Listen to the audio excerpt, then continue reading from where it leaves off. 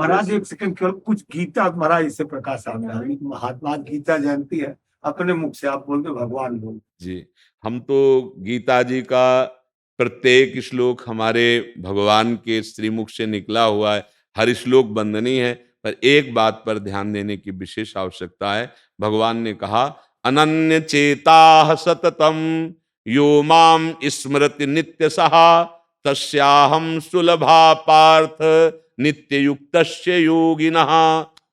तपस्वियों से भी श्रेष्ठ योगी है, ज्ञानियों से भी श्रेष्ठ योगी है, कर्मकांडियों से भी श्रेष्ठ योगी है। कौन योगी? जो भगवान का निरंतर चिंतन कर रहा है। अनन्य चेता सततम यो माम स्मरति नित्यशः। मुझ सच्चिदानंद का जो निरंतर चिंतन कर रहा है, तस्याहम सुलभा पार्थ।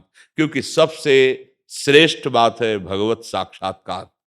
सब साधनों का फल है भगवान में प्रीति हो जाना, भगवान का साक्षात्कार हो जाना। पाप और पुण्य ये तो सब बहुत बड़ी झंझट है। पाप नष्ट करने के लिए तो सरकार कह ही रहे हैं, हम तो हम सर्व पापे विमुक्तिश्याम, मुझे उससे मतलब नहीं। सुकृत के लिए बहुत से साधन बताए हैं, उनसे भी मतलब नहीं। भगवत साक्षात्कार मनुष्य जीवन का परम लक्ष्य है, और वो भगवान के श्रीमुख के वचन है।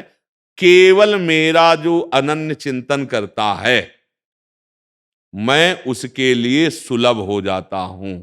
वही सुलभ हो जाए तो साक्षात्कार हो सकता है, साधना में ताकत नहीं।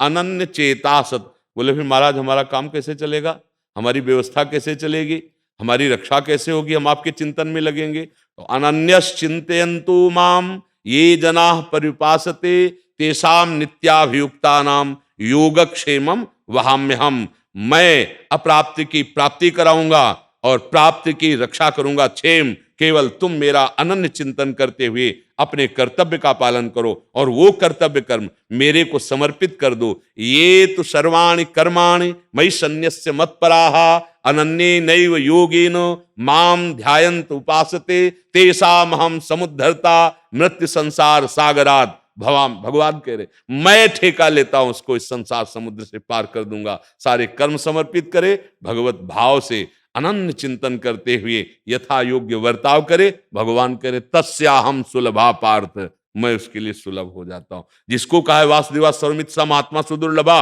वही सुलभ स्थिति भगवान की प्राप्त करने के लिए अनन्य चिंतन। कई बार भगवान ने अनन्य चिंतन की बात कही है। अभ्यास योग युक्तेन चेतसा नान्य। गीता अमृत है।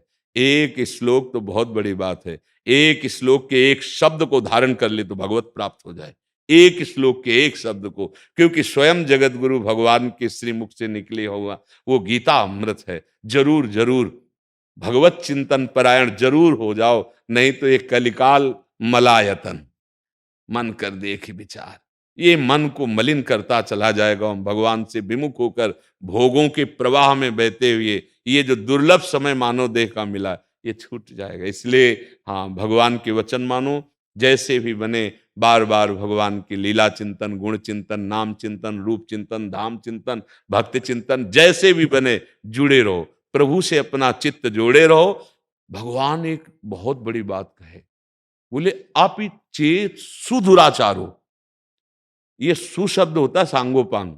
सांगोपांग दुराचार करने वाला हो, अपि बहुत श्रेष्ठ। श्रेष्ठ पुण्यात्मा नहीं कह रहे, श्रेष्ठ पापी। अपि चेत सुदुराचारो, लेकिन भजते माम अनन्य भाग तो साधुर्य समंतव्य सम्यक व्यवसिता ऐसा। वो साधु है, मानो आदेश कर रहे भगवान, क्योंकि उसने सम्यक रूप से सोच लिया भगवान के सिवा मेरा कोई नहीं। तो महापापी को भी मैं महात्मा, क्षिप्रम भवति धर्मात्मा। भगवान के सब कुछ गीता जी में लिखा हुआ है। हाँ, गीता अमृत है, जहां तक हो सके स्वाध्याय करो, नहीं तो महापुरुषों के वचन उसी गीता का सार निकलते हैं, उसी उनको स्वीकार कर लो। राधा वल्लभ।